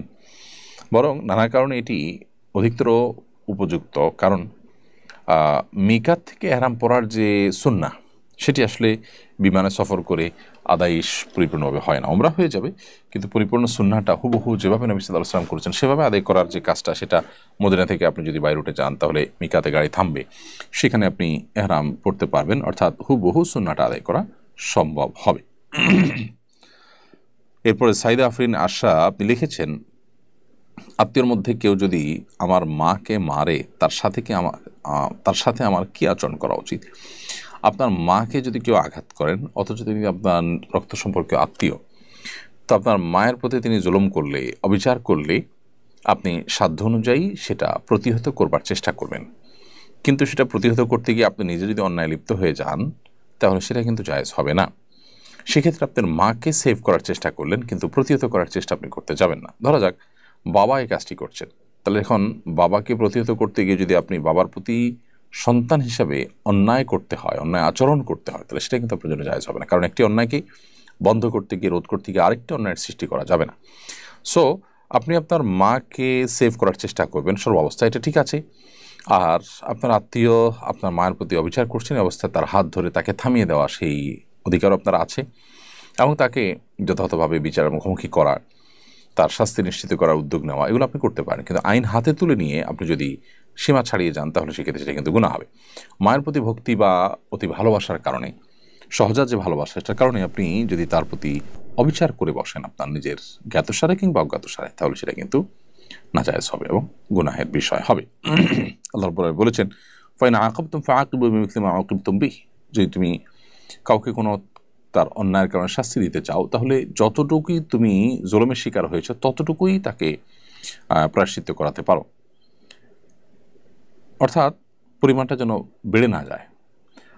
আর ওয়ালাইন সাবর, তোমার যদি তুমি ধৈর্য ধারণ করতে পারো, আল্লাহ বলছেন লাহু খায়রুল লিস-সাবিরিন, তাহলে ধৈর্যধারীদের জন্য সেটা সবচেয়ে উত্তম, কারণ তুমি প্রতিশোধ নিয়ে যা অর্জন করতে পারবে, সবর করে তার চেয়ে বেশি অ্যাচিভমেন্ট তোমার হবে। অতএব সবরকে তোমার অগ্রাধিকার দেওয়া উচিত। এমরিত তানভীর মাহতাব সাজিদ আপনি লিখেছেন, মাহফিলের টাকা কি রাস্তা থেকে তোলা যাবে? আর রাস্তা থেকে টাকা তোলা হারাম নয়, কিন্তু রাস্তা থেকে অপমানকরভাবে টাকা তোলা, এটা ইসলামের সেবার চাইতে ইসলামের ক্ষতি বেশি, সেই দিক থেকে গুনাহের কারণ হতে পারে। আর যদি রাস্তায় টাকা তোলার ব্যাপারটা হয়ে যায় আজকাল জোরপূর্বক চাঁদাবাজির মতো, অনেকটা রশি ধরে গাড়ির গতি থামিয়ে অনেকটা লজ্জায় ফেলে মানুষকে যদি সিচুয়েশন ক্রিয়েট করে যদি তার কাছ থেকে টাকা আদায় করা হয়, তাহলে সেটা নাজায়েজ হবে। শাহিন আখতার আপনি লিখেছেন, স্ত্রীকে পাশে রেখে স্ত্রীর প্রতি মনোযোগ না দিয়ে ফোন চালানো নিয়ে কিছু বলেন হুজুর। এই রোগটা, এই ব্যাধিটা আমাদের সমাজে প্রকট আকার ধারণ করেছে। এই কাজগুলো স্বামীরা যেমন করেন, স্ত্রীরা তেমন করেন। আপনার স্ত্রী পাশে আছেন স্ত্রীর প্রতি আপনার মনোযোগ দেওয়া দরকার। বাহির থেকে আপনি এসেছেন, এখন পরিবারের হক, তাদেরকে অ্যাটেনশন দেওয়া দরকার। নবী সাল্লাল্লাহু আলাইহি ওয়াসাল্লামের সুন্নাহ হলো বাসা যখন থাকবো আমরা তখন বাসার মানুষজনের হক আদায় করা, তাদেরকে সময় দেওয়া। সেটা না করে আপনি মোবাইলে আসক্ত হয়ে টিপাটিপি করছেন উদ্দেশ্যহীনভাবে। এটি অবশ্যই আপনার পরিবারের প্রতি আপনার অবহেলা, অমনোযোগিতা এবং দায়িত্বজ্ঞানহীনতা, যেটি কোরআন যে আল্লাহ নির্দেশ করেছেন আশিরুহুন্না বিল মারুফ, তোমরা তোমাদের স্ত্রীদের সাথে সুন্দরভাবে দিনাতিপাত করো, যথাযথভাবে দিনাতিপাত করো, এটি তার বিপরীত, যার কারণে একজন আদর্শ মুসলমান এটি করতে পারেন না। ঠিক একইভাবে একজন স্ত্রী তার স্বামীর হক আদায় না করে তিনি ঘণ্টাকে ঘণ্টা ইউটিউবে, সোশ্যাল মিডিয়াতে, বিভিন্ন গ্রুপ ইত্যাদিতে এঙ্গেজ হয়ে আছেন। পরিবার, সন্তান সন্ততি, নিজের স্বামী, তাদের প্রতি যেভাবে মনোযোগী হওয়া দরকার, তাদের প্রতি যেভাবে মনোযোগী থাকা দরকার, তাদের জন্য নিজেকে প্রস্তুত করা, তাদের সাথে এঙ্গেজ থাকা যতটা প্রয়োজন, সেটা না করে তিনি মোবাইল ফোনে কিংবা টেলিভিশনে কিংবা সোশ্যাল মিডিয়া ইত্যাদিতে খুব বেশি সময় তিনি ব্যয় করছেন। তিনিও একই ভুল করছেন এবং একই অপরাধী। তো এই জায়গাটাতে আমাদের এই ব্যাধিটা দূর করা দরকার, যে সোশ্যাল মিডিয়ার আসক্তি কিংবা মোবাইল ফোনের টিপাটিপি, এটা যেন আমাদের পরস্পরের প্রতি যে কর্তব্য আছে সেই কর্তব্যের জায়গা থেকে আমাদেরকে সরিয়ে না দেয়। আমরা যেন আসক্তির জায়গা চলে না যায়। আসক্তির জায়গা চলে গেলেই কিন্তু কর্তব্যর জায়গা থেকে সরিয়ে দিবে। স্বামী হিসাবে স্ত্রীর ভরণ পোষণের ব্যবস্থা করলেন, স্ত্রীর শারীরিক চাহিদা পূরণ করলেন, জাস্ট এটুকুই তার প্রতি আপনার একমাত্র কর্তব্য নয়। আপনি তাকে সময় দেয়া, তার কাজে সহযোগিতা করা, তার ভালো সঙ্গী হওয়া, তার সাথে একান্তে সময় কাটানো, এই সবগুলোই কিন্তু স্ত্রীর প্রতি আপনার যে কর্তব্যগুলো আছে তার মধ্য থেকে। সো সেগুলোর ব্যাঘাত সৃষ্টি হয় বা সেগুলোকে আপনাকে আদায় করতে দেয় না, সেরকম কোনো কাজ আপনার মধ্যে যদি থাকে সেটা নিয়ে আপনার বারবার ভাবতে হবে এবং সেখানে সংশোধনী আনতে হবে। এই সোশ্যাল মিডিয়ার আসক্তি, মোবাইল ফোনের অতিরিক্ত ব্যবহার, এটা আল্লাহর থেকে আমাদেরকে দূরে সরাচ্ছে, বান্দার হক নষ্ট করাচ্ছে, জাহান্নামের দিকে আমাদেরকে নিয়ে যাচ্ছে। বিধায় বিষয়টা খুবই সিরিয়াস, এটা কে খুব হালকাভাবে দেখার কোনো কারণ নেই। এই জন্য স্বামী হোক আর স্ত্রী, নারী হোক আর পুরুষ, সবাইকে এ ব্যাপারে দায়িত্বশীল আচরণ করতে হবে এবং এই ব্যাধি থেকে মুক্ত হওয়ার, সুস্থ হওয়ার চেষ্টা চালাতে হবে। এর পরের প্রশ্ন হলো, আমি শক্তি বৃদ্ধির জন্য শরীর চর্চা করতে চাই, কিন্তু ইসলামী পন্থাতে আমি সেটি করতে ইচ্ছুক। নবী সাল্লাল্লাহু আলাইহি ওয়াসাল্লাম কি এই ধরনের শরীর চর্চা করেছিলেন? শরীর চর্চা যদি আপনি করতে চান সুস্থ থাকার প্রয়োজনে, তার শক্তি বৃদ্ধির প্রয়োজনে, যাতে করে এই শরীরচর্চা দিয়ে আপনি আল্লাহ ইবাদত করবেন, তাহলে সেটি ইবাদত হবে। নবী করিম সাল্লাল্লাহু আলাইহি ওয়াসাল্লাম শরীরচর্চাকে নেতিবাচকভাবে দেখেননি, বরং ইতিবাচকভাবে দেখেছেন। সাহাবীদের কেউ কোনো সময় এমন কোনো খেলাধুলা মেতে উঠেছেন যেটি শরীরচর্চামূলক, নবী সাল্লাল্লাহু আলাইহি ওয়াসাল্লাম দেখে সেগুলোকে উৎসাহ দিয়েছেন। এই মর্মে বিভিন্ন বর্ণনা আমরা পাই। সেখান থেকে বোঝা যায় যে এটি নাজায়েজ কোনো বিষয় নয়। তাছাড়া নবী সাল্লাল্লাহু আলাইহি ওয়াসাল্লাম পরিষ্কারভাবে ঘোড়দৌড়, তারপরে তীর নিক্ষেপ ইত্যাদি জাতীয় যে কম্পিটিশনগুলো আছে এগুলোকে তিনি অনুমোদন করেছেন, যেগুলোর সাথে শরীরচর্চার সম্পর্ক আছে। সেখান থেকে বোঝা যায় যে শরীরচর্চা করা বা ব্যায়াম করা, সুস্থ থাকবার প্রয়োজনে, ফিট থাকার প্রয়োজনে এটি জায়েজ আছে। এবং একজন মুসলমানের উদ্দেশ্য হবে যে ফিট থেকে তিনি আল্লাহর ইবাদতবন্দি করবেন সঠিকভাবে, সুন্দরভাবে। এটা হবে তার শরীরচর্চার প্রধান এবং মূল উদ্দেশ্য। তাহলে সেটি ইনশাআল্লাহ সওয়াবের কারণ হতে পারে। লক্ষ্য করলাম আমার আচরণ দিন দিন খারাপ হচ্ছে, কিভাবে উত্তম আচরণের অধিকারী হতে পারে ব্যাপারে পরামর্শ দিয়ে বাধিত করবেন। দিন দিন নিজের আচরণ খারাপ হয়ে যাচ্ছে, এটা যদি আঁচ করতে পারেন, আলহামদুলিল্লাহ, নিজের প্রতি নিজের মনোযোগ আছে এবং আপনি আপনার মোরাল ডেভেলপমেন্ট নিয়ে ভাবছেন, সেটি একটি পজিটিভ দিক। এখন কথা হলো যে কিভাবে আপনি এটা ডেভেলপ করবেন। উত্তর হলো যে কোনো খারাপ মানুষের, খারাপ পরিবেশে পালায় পড়লে নানা কারণে মানুষের অ্যাটিটিউডের মধ্যে পরিবর্তন আসে। আপনি যদি এই মুহূর্তে কোনো ভালো, সৎ, নেককার, আল্লাহভীরু, মুত্তাকি মানুষের সংস্রব এবং সান্নিধ্য এটাকে গ্রহণ করেন, তাহলে আশা করা যায় আপনার ভিতরে পজিটিভ পরিবর্তন হতে থাকবে। এবং সেই সাথে আল্লাহ সুবহানাহু ওয়া তাআলার কাছে একটি দোয়া আপনি করবেন, যেটি আবু দাউদ তিরমিজিতে বর্ণিত হয়েছে। নবী করিম সাল্লাল্লাহু আলাইহি ওয়াসাল্লাম আল্লাহর কাছে দোয়া করতেন, আল্লাহুম্মা হাদিনি লি আহসানিল আখলাক ওয়া লা ইয়াহদি লি আহসানিহা ইল্লা আন্ত। আল্লাহ আমাকে সুন্দর আখলাকের পথে আপনি পরিচালিত করুন, আপনি ছাড়া কেউ সুন্দর আখলাকের পথে পরিচালিত করতে পারবে না। ওয়াসরিফ আন্নি সাইয়্যাহা ওয়া লা ইয়াসরিফ আন্নি সাইয়্যাহা ইল্লা আন্ত। আর আমার বদাখলাক আপনি দূর করে দিন, কারণ বদাখলাক আপনি ছাড়া কেউ আসলে দূর করতে পারবে না। তো এই দোয়া আপনি আল্লাহ তাআলার কাছে বেশি থেকে বেশি যদি করেন, আশা করা যায় আল্লাহ রাব্বুল আলামিন আপনাকে ক্ষমা করবেন এবং আপনার আখলাককে সুন্দর করবেন।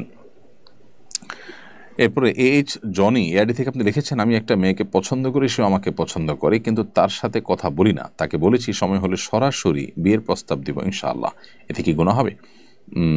আপনি তার সাথে কোনো প্রকার সম্পর্ক রাখলেন না, একটা নির্দিষ্ট সময়ের অপেক্ষা করছেন, বিবাহের প্রস্তাব পাঠাবেন, তিনি নিজেকে সেভ করছেন, আপনি নিজেকে সেভ করছেন, এরকম যদি হয় একে অন্যকে জাস্ট পছন্দ করে রেখেছেন, এটা নাজায়েজ হবে না, এটা গুনাহ হবে না। কিন্তু আপনাদের এই পছন্দ করে রাখাটা যদি আপনাদের জল্পনা কল্পনার বা মনে মনে গুনাহের জগতেও আপনাদেরকে নিয়ে যায়, তাহলে আপনাদের সম্পর্ক ইতি টানা উচিত, এই সম্পর্কে ইতি টেনে আপনাদের গুনাহ থেকে বেরিয়ে আসার চেষ্টা করা উচিত। মারিয়া ইসলাম লিখেছেন, হায়েজের দিন সংখ্যা শরীয় অনুসারে কিভাবে গণনা করব? আপনার যদি আগে থেকে নিয়মিত হায়েজ বা মাসিক হয়ে থাকে একটা নির্দিষ্ট সময়, তাহলে সেই দিনগুলোকে আপনি মাসিক হিসাবে গণ্য করবেন। কখনো কালে ভদ্রে বেশ কম হয়ে গেলেও আপনি আগের দিনক্ষণ হিসাবেই আপনি মাসিক ধরবেন। আর যদি আগের দিনক্ষণের মধ্যে পরিবর্তন হয়ে যায়, অভ্যাসটা পরিবর্তন হয়ে যায়, তার নতুন যে অভ্যাস হয়েছে, স্টাবলিশড হয়েছে, সেটাকে আপনি মাসিক হিসাবে গণ্য করবেন। 10 দিনে বেশি যদি আপনি রক্ত দেখতে পান, তাহলে সেটা আপনি অসুস্থতা হিসাবে গণ্য করবেন। আপনার নির্দিষ্ট যে অভ্যাস আছে তার চাইতে বেশি যদি মাসিক হিসাবে দেখেন, সেটাও আপনি অসুস্থ হিসাবে গণ্য করবেন, এবং তখন আপনি নামাজ কালাম ঠিকমতো পড়বেন ওই সময়টাতে। পরিবেশ সুরক্ষার বিষয়ে ইসলামের নির্দেশনা কী? বর্তমান সরকারের পলিথিন বিরোধী অবস্থান সম্পর্কে আপনার মন্তব্য কী? দেখুন, ইসলাম পরিবেশ সুরক্ষার জন্য বহু উদ্যোগের নির্দেশ আমাদেরকে দিয়েছে। মূলত ইসলামকে যদি আমরা সঠিকভাবে মেনে চলি, আল্লাহর আদেশ নিষেধগুলো যদি আমরা মেনে চলি, প্রকৃতিতে যদি আমরা নানা রকমের মডিফিকেশনের নামে ব্যাপক পরিবর্তন না আনি, তাহলে সেক্ষেত্রে পরিবেশ এমনিতেই সুসংরক্ষিত থাকবে। পৃথিবীতে আজ যারা পরিবেশ নিয়ে সবচেয়ে বেশি সোচ্চার এবং কথা বলছেন, দুর্ভাগ্যজনক বাস্তবতা হলো তারাই শিল্প বিপ্লবের নামে, নানা নামে তারা প্লাস্টিকের পৃথিবী আমাদেরকে উপহার দিয়েছেন এবং পরিবেশকে বিপর্যস্ত তারাই করেছেন। এখন তারাই আবার ওঝা হয়ে ঝাড়ছেন, এটা হলো বাস্তবতা। পলিথিন আমরা জানি যে সেটি আমাদের মাটির জন্য নানাভাবে ক্ষতিকর। বিশেষ করে পলিথিনের যত্রতত্র ফেলে দেওয়ার যে একটা প্রবণতা আমাদের দেশে মানুষের মধ্যে আছে, এটা কোনোভাবে নিয়ন্ত্রণ করা যাচ্ছে না। সেই জায়গা থেকে পলিথিন বিরোধী আইন করা বা পলিথিনের ব্যবহার বন্ধের উদ্যোগ নেওয়াকে আমি মনে করি যে প্রয়োজনীয় উদ্যোগ এবং সাধুবাদ জানানোর মতো উদ্যোগ। যদিও এই আইনগুলো আসলে আইনেই থেকে যায়, ফাঁকফোঁ করে নানাভাবে সেটা ঠিকই আপনার চলতে থাকে। তো এই ক্ষেত্রে যে সমস্ত ফ্যাক্টরিগুলো ইতিমধ্যে চালু আছে, সেই ফ্যাক্টরিতে অন্য কিছু উৎপাদন করে হলেও যে সমস্ত কর্মীরা আছেন, শ্রমিকরা আছেন, তাদের কর্মসংস্থানের উদ্যোগ নেওয়া উচিত, যাতে করে তারা বিপদের মুখে পতিত না হয়। কিন্তু মূল উদ্যোগটা এটা অবশ্যই প্রশংসার দাবিদার। দেশের মাটি, দেশের মাটিতে ফসলের চাষের যে আপনার সম্ভাবনা, সেটা যাতে কোনোভাবে নষ্ট হয়ে না যায়, সেরকম উদ্যোগ গ্রহণ করা আমাদের জন্য খুবই গুরুত্বপূর্ণ। বিশেষ করে আধুনিক বিশ্বে আমরা পরনির্ভরশীল অনেকখানি, এই পরনির্ভরশীলতা থেকে আমাদের বেরিয়ে আসতে হবে। যদি করতে না পারে, তাহলে পৃথিবী কখনো অস্বাভাবিক পরিস্থিতির মুখোমুখি হলে তখন কিন্তু আমরা ভয়ঙ্কর বিপদে পড়বে। এই জন্য আমাদের মাটির উর্বরতা কমে যেতে পারে, নষ্ট হতে পারে, উৎপাদনশীলতা, উৎপাদন ক্ষমতা কমে যেতে পারে। এরকম যে কোনো কিছু বন্ধের উদ্যোগকে অবশ্যই সাধুবাদ জানাতে হবে। এমনি ইব্রাহিম খলিল আপনি লিখেছেন, মুসলমানরা ধ্যান করবে কিভাবে? প্রত্যেকটা সফল ব্যক্তিদের ক্ষেত্রে শোনা যায় তারা নির্দিষ্ট একটা সময় মেডিটেশন করেন। দেখুন, আপনি যে কোনো কিছু নিয়ে ভাববেন, চিন্তা করবেন, গবেষণা করবেন, এটার জন্য সুনির্দিষ্ট কোনো ফরম্যাট নবী সাল্লাল্লাহু আলাইহি ওয়াসাল্লাম সুন্নাত থেকে আমরা পাই না। তিনি গারে হেরাতে যেতেন, এর বাইরেও বিভিন্ন সময় ইবাদতবন্দি করতেন। ইবাদতে আপনি পরিপূর্ণ আল্লাহর প্রতি মনোযোগী হবেন, এটি হলো সবচেয়ে বড় ধ্যান।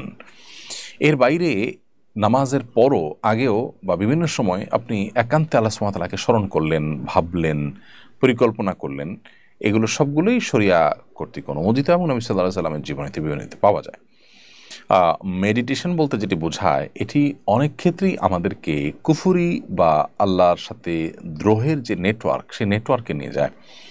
আমরা অনেকেই এটাকে পজিটিভলি দেখি এবং বিধর্মীদের, বিশেষ করে মুশরিকদের পদ্ধতিতে এই ধ্যান করতে গিয়ে আমাদের অনেকে ইসলামের ট্র্যাক থেকে হারিয়ে যান। এজন্য আপনার ধ্যান হতে হবে কোরআন এবং সুন্নাহর প্রতি পরিপূর্ণ অনুসরণ করি, কোনো বিধর্মীদের আবিষ্কৃত কোনো ওয়ে থেকে নয়। সেগুলো আপাত দৃষ্টিকোণ থেকে দেখা যায় যে না, সেগুলোতে সমস্যার কোনো দিক নেই, কিন্তু সেগুলো প্রচণ্ড রকমের সমস্যা আমাদের জীবনে তৈরি করার সমূহ আশঙ্কা থাকে।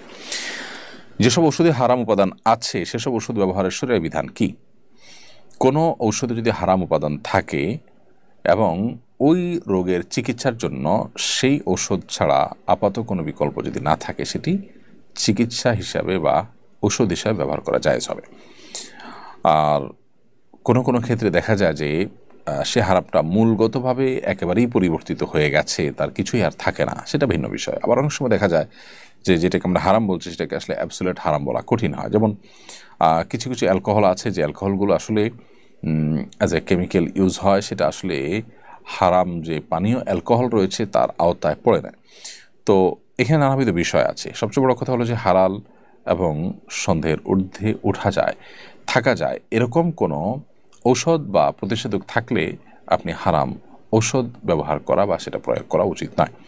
যদি অন্য কোনো হালাল ঔষধ আপাত দৃষ্টিকোণ থেকে ভালো বিকল্প নয় এরকম মনে হয়, তাহলে সেক্ষেত্রে নির্বাহ হিসাবে আপনি হারাম ঔষধকে ব্যবহার করে সেটা না যায়, হবে না।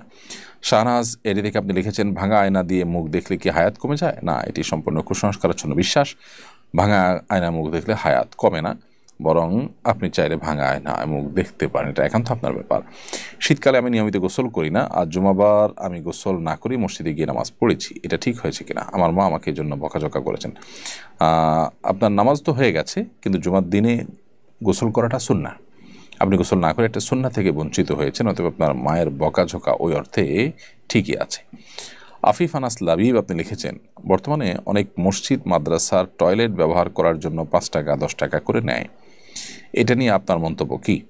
মসজিদ মাদ্রাসার টয়লেট ব্যবহারের জন্য 5 টাকা 10 টাকা করে যদি নেওয়া হয় এবং সেটা মসজিদ মাদ্রাসার উন্নয়নের কাজে লাগানো হয়, সেটাকে আমরা নাজায়েজ হিসেবে দেখার কোনো কারণ নাই বা নাজায়েজ বলার কোনো কারণ নেই। কারণ টয়লেটের নির্মাণ, এটার পরিচ্ছন্নতা, এটার রিপেয়ারিং ইত্যাদিতে যে খরচা হয় সেটার ভিত্তিতে এটাকে তারা অবশ্যই টাকার বিনিময়ে দিতে পারেন এবং সেই টাকাটা সংশ্লিষ্ট প্রতিষ্ঠানেই কল্যাণে ব্যয় হলো, এটি নাজায়েজ কোনো বিষয় নয়। আমার বিয়ের সময় মোহর নির্ধারণ করা হয়েছে 10 লাখ টাকা, আমি আমার স্বামীর সঙ্গে এই মর্মে সমঝোতা করতে চাই যে তিনি আমাকে হজ করাবেন আর বিনিময়ে আমার মোহর মাফ করে দিবেন, এটা কি জায়েজ হবে? হতে পারে। আপনার 10 লাখ টাকা যে মোহর হয়েছে সেটাকে আপনি এক্সচেঞ্জ করলেন হজের মাধ্যমে। আপনি যদি সম্মত থাকেন যে হ্যাঁ আমি হজ করে দিলে আর আমার 10 লাখ টাকা দিতে হবে না, তাহলে সেক্ষেত্রে হজ তিনি 5 লাখে 7 লাখে বা কম বেশিতে করাতে পারলেও আপনার প্রতি তার যে কর্তব্য সেই কর্তব্য তিনি আদায় করে ফেলেছেন, ইনশাআল্লাহ মোহরেতে আদায় হয়ে যাবে, আপনার হজ আদায় হবে। জাকারিয়া আহমদ লিখেছেন, আপনাকে মাহফিলে দাওয়াত দেওয়ার জন্য কীভাবে যোগাযোগ করব? ভাই জাকারিয়া আহমদ, আমি গত বছর থেকে ঘোষণা দিয়ে মাহফিল থেকে সরে এসেছি। মাহফিলের ফিল্ডে আমি দাওয়াতি কাজ করি না। একান্ত যে হাতে গোনা 2-4টি মাহফিলে দেখতে পান, বিচ্ছিন্ন ঘটনা দেখতে পান, সেগুলো একান্তই বিচ্ছিন্ন বিষয়। কখনো হয়তো নিরুপায় হয়ে সেগুলোতে যেতে হয়, মানে এক্সট্রাঅর্ডিনারি কোনো কারণে। ধরা যাক আমার এমন কেউ বলে ফেলেছেন, নির্দেশ দিয়েছেন, যার নির্দেশটা আসলে নামে আমি পারিনি, এক্সক্লুসিভ কোনো ইস্যু, অথবা হতে পারে 2-3 বছর আগে আমি কাউকে বলেছি কোথাও যাব, মাহফিল করব, যদি আমি সচরাচর এভাবে ওয়াদা করি না। এবছর একটা মাহফিল এমন নিতে হয়েছে, কেউ একজন বলছেন যে আমি তাকে ওয়াদা করেছি বা আমার লোকজন তাকে ওয়াদা করেছে, হোয়ারেজ আমরা এটা করি না এবং আমাদের কারো মনে পড়ে না এবং ওনার কাছে কোনো প্রমাণও নেই, জাস্ট একজন মুসলমান বলেছেন সেটাকে বিশ্বাস করে আমরা সেই মাহফিলে যাওয়ার নিয়ত করেছি বা ওয়াদা করেছি। তো এরকম কিছু এক্সক্লুসিভ ঘটনা, কয়েকটা ঘটনা বাদে সাধারণত আমরা মাহফিলে যাচ্ছি না। আমি আশা করব মাহফিলের জন্য উপযুক্ত অনেক ভালো বক্তা আছেন যারা কোরআন সুন্নাহর আলোকে আলোচনা করেন, মানুষের জীবন পরিবর্তনকারী আলোচনা করেন, আপনারা তাদের সাথে যোগাযোগ করবেন এবং আমাদেরকে আমাদের যে কাজ আছে সেই কাজগুলো করার জন্য আপনারা সহযোগিতা করবেন, এটি আমি আশ্বাস রাখি, বিশ্বাস রাখি, আপনাদের প্রতি প্রত্যাশা করি। আলামিন আপনি লিখেছেন, আপন 2 ভাই তাদের ছেলে মেয়েদের পরস্পরের মধ্যে বিবাহ দিতে পারবে কি না? আপন 2 ভাই তাদের পরস্পর ছেলে মেয়েদের মধ্যে বিবাহ দিতে পারবেন, অর্থাৎ চাচাতো ভাই বোন পরস্পরের মধ্যে বিবাহ হতে পারে, কোনো অসুবিধা নেই। শামিমা আফরোজ আপনি লিখেছেন, আমার ভাই এবং মা বাবার সাথে অনেক খারাপ, আমার ভাই আমার এবং আমার মা বাবার সাথে অনেক খারাপ আচরণ করেন। ওর বয়স 26, বিবাহিত, ওর আচরণ প্রচণ্ড খারাপ, রেগে গেলে বাবা মাকে বলে দাঁড়া এখনই মার মতো দের। আমরা কি করতে পারি? তিনি যখন সুস্থ স্বাভাবিক থাকেন তখন তাকে কোনো মানসিক ডাক্তার দেখানো, কাউন্সেলিং করা, কোনো ভালো আলেমের সান্নিধ্যে নিয়ে তাকে নসিহা করানো, এই উদ্যোগগুলো আপনারা নিতে পারেন। আল্লাহ তাআলার কাছে দোয়া করবেন এবং এই প্রচণ্ড বদমেজাজ দূর করবার জন্য কোরআন সুন্নাহর আলোকে যে নির্দেশনাগুলো আছে সেগুলো আমল করতে পারেন। আশা করি যে আল্লাহ তাআলা তাকে শেফা দান করবেন। এরপরে কামল এআডি থেকে আপনি লিখেছেন, অবৈধ উপায়ে বিদেশে গেলে বা চুরি করে পালিয়ে এক দেশ থেকে অন্য দেশে গেলে তার উপার্জন হারাল হবে কিনা? এভাবে যাওয়াটা অন্যায়, অনুচিত এবং নাজায়েজ কথা, কিন্তু গিয়ে সেখানে যদি হালাল উপার্জন করেন, আপনি অবৈধ কোনো উপার্জন না করেন, তাহলে সেক্ষেত্রে সেটি আপনার জন্য হারাম হবে না। মোহাম্মদ হাবিব লিখেছেন, মেয়েরা ইসলামের অনেক বিধিবিধান মেনে চলছে কিন্তু শ্বশুর শাশুড়ির খেদমত করে না এবং স্বামীর আনুগত্য করে না, নানাভাবে মানসিক এবং শারীরিক কষ্ট দেয় শ্বশুর শাশুড়িকে, বলে কিছু বলুন। মানসিক বা শারীরিকভাবে যদি কষ্ট দেন তাহলে সেক্ষেত্রে তারা মুরব্বী, সিনিয়র, বাবার বয়সী, সেই হিসাবে তো অবশ্যই অপরাধ হবে, গুনাহের কারণ হবে। এবং শ্বশুর শাশুড়ির প্রতি রেসপেক্ট করা, অ্যাজ এ মা বাবার মতো বড়, তাদেরকে সম্মান করাটা আমাদের কর্তব্য। নবী সাল্লাল্লাহু আলাইহি ওয়াসাল্লাম বলেছেন, মাল্লাম ইয়াক্কির কাবীরানা ফালাইসা মিন্না, যে ব্যক্তি আমাদের বড়দেরকে শ্রদ্ধা করে না তারা আমার উম্মত নয়, নবী সাল্লাল্লাহু আলাইহি ওয়াসাল্লাম বলেছেন। সো বড় হিসেবে তাদেরকে শ্রদ্ধা করতে হবে এবং সাধ্য অনুযায়ী তাদেরকে সেবা আপনি করবেন, এটা নৈতিক একটি দায়িত্ব। হ্যাঁ, যদি সেবা বলতে এখানে বোঝানো হয় একজন কাজের লোকের যে ডিউটি, সেই ডিউটি, তো সেটা করতে আসলে পুত্রবধূকে বাধ্য করার কোনো রাইট নেই। হ্যাঁ, একজন মুরব্বী, একজন বয়স্ক মানুষ আছেন, তার বিপদে, তার কষ্টে তার পাশে থাকা, এটা তো আমাদের নৈতিক দায়িত্ব, সেই জায়গা থেকে আমাদের এটা করা উচিত। তাছাড়া স্বামীর প্রতি আমাদের যে কমিটমেন্ট আছে, শ্রদ্ধা আছে, সেই জায়গা থেকেও স্বামীর অগোচরে তার অনুপস্থিতিতে তার বাবা মার প্রতি যত্নশীল হওয়া, এটা একজন দায়িত্বশীল ইমানদার নারীর কাজ। কিন্তু সেটা যেন ওই যে বললাম, তার উপরে তাকে কাজের মেয়ের মতো করে আননেসেসারি কাজের বোঝা তার উপরে চাপিয়ে দেওয়া যেন না হয়, সেটিও পুরুষদেরকে লক্ষ্য রাখতে হবে বা ছেলের পক্ষকে লক্ষ্য রাখতে হবে। এটা ঠিক যে অনেক মেয়ে তাদের মধ্যে দিনই বিষয়ে প্র্যাকটিস করার মানসিকতা আছে আলহামদুলিল্লাহ, কিন্তু শ্বশুর শাশুড়ির প্রতি তারা একেবারেই অমনোযোগী এবং এটাকে তারা একরকম বোঝা মনে করেন। এই অতি স্বাধীনতার একটা মানসিকতা আমাদের অনেকের মধ্যে আছে, এই জায়গাটা তাদের সংশোধন করতে হবে, ডেভেলপ করতে হবে। মোহাম্মদ ইউসুফ আহমদ লিখেছেন, রাগ করে কোনো মা সন্তানকে অভিশাপ দিয়েছেন, এখন মা বেঁচে নেই, অভিশাপ মুক্তির উপায় কি? মা যদি বেঁচে না থাকেন তাহলে সেক্ষেত্রে মায়ের কাছে এই সন্তানের আত্মমাপ চাওয়ার সুযোগ নেই। তিনি আল্লাহ তাআলার কাছে নিজের এই কৃতকর্মের জন্য মাকে রাগিয়েছেন জন্য মাপ চাইবেন এবং মায়ের তরফ থেকে দান সাদাকা করা, মায়ের তরফ থেকে আল্লাহর কাছে ইস্তেগফার করা, ক্ষমা প্রার্থনা করা, সে কাজগুলো করবেন। আদর আলো এআরডি থেকে লিখেছেন, আমার ছেলে আপনার মাদ্রাসায় পড়াতে চায়, কী করতে হবে জানাবেন। আমাদের মাদ্রাসা সুন্নায় আপনি যোগাযোগ করবেন, নভেম্বরে সাধারণত ভর্তি হয়ে থাকে। তানহা ইসলাম লিখেছেন, অপারেশন রোগী হাতে ক্যানোলা, প্রস্রাবের রাস্তায় ক্যাথেটার পরা, রক্ত যাচ্ছে, উনি কীভাবে নামাজ আদায় করবেন? আল্লাহ মাফ করুন, ওই অবস্থাতেই উজু করা গেলে উজু না করা গেলে তায়াম্মুম করে কিবলামুখী হয়ে দাঁড়িয়ে বসে যেভাবে সামর্থ্য আছে সেভাবে তিনি নামাজ পড়বেন। এমনকি যদি ব্লিডিং হয়, আল্লাহ রহম করুক তার প্রতি, তাহলে ওই অবস্থাতে তাকে সালাত আদায়ের চেষ্টা করতে হবে বা সালাত আদায় করতে হবে। নাজিয়াত লিমা আপনি লিখেছেন, শ্বশুর মারা গেলে কি তাকে দেখা যাবে? শ্বশুর মারা গেলে আপনি তাকে দেখতে পাবেন, কোনো অসুবিধা নেই। বেলাউদ্দিন জাফরি আপনি লিখেছেন, শ্বশুর বাড়ি থেকে সামাজিক কালচার অনুসারে খাবার পাঠাচ্ছে, কিন্তু আমি এসব কালচার পছন্দ করি না, তাই ওই খাবার পাঠিয়ে দিয়েছি, ফলে শ্বশুর বাড়ির লোকজন আমার উপর রাগ করেছেন। এখন আমি কি করতে পারি? তাদেরকে আপনি নানাভাবে কনভিন্স করবেন। এভাবে এমনভাবে যদি পাঠিয়ে দেন যে তারা ভুল বুঝে, তাহলে এটা আপনার ভুল পদক্ষেপ। অবশ্যই আপনি তাদেরকে বুঝিয়ে আপনার সীমাবদ্ধ জায়গাটা আপনি তাদেরকে বোঝানোর চেষ্টা করবেন। আর যদি তারা খুব বেশি মনোকষ্ট পাবেন মনে হয়, তাহলে আপনি সেটি নিতে অসুবিধা নেই, কিন্তু পরবর্তী তারা যেন এই কালচার যেন প্রতিষ্ঠিত না করেন, তাদেরকে বুঝিয়ে দিবেন। আর কালচারের অংশ হিসাবে ছাড়া যে তারা উপরোপণ দেয়, একেবারে চোখ বন্ধ করে সব উপরোপণ আপনি ন্যায় করে দিবেন, সেটা উচিত নয়, সেটা মাথায় রাখতে হবে। ইসরাত জাহান লিখেছেন, না জানিয়ে বিয়েতে দেয়া গয়না যদি পরবর্তীতে মহারণার টাকার বিনিময় দিয়েছে বলে দাবি করে, তাহলে কি জায়েজ হবে? বিয়েতে গহনা দেওয়ার সময় যদি নিয়ত থাকে মহারণা হিসাবে দেয়া, যেহেতু সেটা মূল সম্পদ, মূল অ্যাসেট, স্বর্ণ গহনা, তাহলে সেটা মহর হিসাবে ধর্তব্য হবে যদি তিনি মহর হিসাবে দিয়ে থাকেন। হ্যাঁ, ঘোষণা দেননি, সেটি তাদের ভুল ছিল, ঘোষণা তাদের উচিত ছিল, কিন্তু পরে যদি তারা বলেন যে আমাদের তখন উদ্দেশ্য ছিল এটাকে মহর হিসাবে দেয়া, তো এটা মহর হিসাবে ধর্তব্য হবে। রিফাত জাহান পাঞ্জেরি আপনি লিখেছেন, বাসায় স্বামীর সামনে জুনজুনি বাজে এমন নূপুর পরে থাকা যাবে কিনা? জি, যাবে। সৌরভ মণ্ডল লিখেছেন, আমার 20 বছর হয়েছে, আমি এখন নামাজ পড়তে পারি না, আমার করণীয় কি? আপনি নামাজ শিখে নেবেন, নামাজ শেখাটা আমাদের কর্তব্যের অংশ। একজন মুসলমান 20 বছর বয়সে নামাজ না পারলে সেটা দুর্ভাগ্যজনক বিষয়। নামাজ শেখাটা জটিল কোনো কাজ নয়, অনেক কিছু আপনি শিখেছেন। সো নামাজ পড়া শেখার চেষ্টা করলে অনলাইন থেকেও আপনি নামাজ খুব সহজে শিখে ফেলতে পারবেন। এমডি মাশরুফ আপনি লিখেছেন, ছোট বাচ্চাদের শনি মঙ্গলবার চুল কাটলে কি কোনো অমঙ্গল হয়? ছোট বাচ্চাদের শনিবারে বা মঙ্গলবারে চুল কাটলে অমঙ্গল হওয়ার কথাটা কুসংস্কারের জন্য ভুল কথা, যে কোনো দিন চুল কাটা যেতে পারে। রোহি আরবি রিক্তা লিখেছেন, আমার ছেলে মেয়ে মাদ্রাসায় পড়ে, আমার ছেলে মেয়ের জন্য দোয়া দরখাস্ত। অবশ্যই আপনার ছেলে মেয়ের জন্য দোয়া করে আল্লাহ তাদেরকে পরিপূর্ণভাবে আগামী দিন হিসাবে কবুল করুন, দিনের দাওয়াত হিসাবে দাওয়াত দেওয়ার জন্য উপযোগী করুন আল্লাহ তাআলা। মোহাম্মদ আরিফুল ইসলাম আরিফ লিখেছেন, আমি একজন কলেজ ছাত্র, কলেজে আসার অবসর পেলে আমি দাওয়াও ক্যারাম খেলে, এগুলো জায়েজ আছে কিনা? না, এগুলো জায়েজ না। অবসর সময়ে আপনি আপনার প্রোডাক্টিভ কোনো কাজ করবেন, শরীরচর্চামূলক কোনো কাজ করতে পারেন।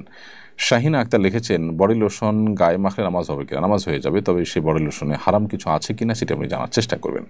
আব্দুল্লাহ নিহান লিখেছেন, মসজিদের ছাদে কি বাসা বাড়ি করতে পারবো? না, মসজিদের যেখানে মসজিদ হবে সেটা পাতাল থেকে না আকাশ পর্যন্ত পুরাটুকুই মসজিদ হিসাবে বিবেচিত হবে। সো মসজিদ রিলেটেড কোনো কিছু, মসজিদের স্বার্থ সংশ্লিষ্ট কিছু ছাড়া সেখানে আসলে ব্যক্তি মালিকানাধীন বা কোনো ঘর বাড়ি করা যাবে না। রিহানা খানম লিখেছেন, আমি আমার বাচ্চাদের মাঝে মধ্যে বকা দেই, আমার কি গুনাহ হচ্ছে? বকা দিতে গিয়ে যদি আপনি গালমন্দ না করেন, নোংরা কোনো কথা না বলেন, তাহলে সেক্ষেত্রে সেটি জায়েজ আছে, বাচ্চাদেরকে সংশোধন করবার প্রয়োজনে। প্রিয় দর্শক, দেখতে দেখতে অনুষ্ঠানের একেবারে শেষ প্রান্তে আমরা চলে এসেছি এবং অনেকগুলো প্রশ্ন উত্তর আজকে দেওয়ার চেষ্টা করেছি। ইন আসাবতু ফামিন আল্লাহ, যদি সঠিক কিছু বলে থাকি আল্লাহর তরফ থেকে হয়েছে। ওয়াইন আখতাতু ফামিন শয়তান, যদি আমি ভুল কোনো প্রশ্ন উত্তর দিয়ে থাকি, ভুল কোনো কথা বলে থাকি, সেটা আমার এবং শয়তানের তরফ থেকে। আল্লাহ তাআলা আমাদের সকলকেই যে কথাগুলো আমরা জানলাম, শুনলাম, বুঝলাম, সেগুলো অনুযায়ী আমল করার তৌফিক দান করুন। জাযাকুমুল্লাহ খাইরান। আসসালামু আলাইকুম ওয়া রাহমাতুল্লাহি ওয়া বারাকাতুহু। আসুন্নাহ ফাউন্ডেশন, উম্মার স্বার্থে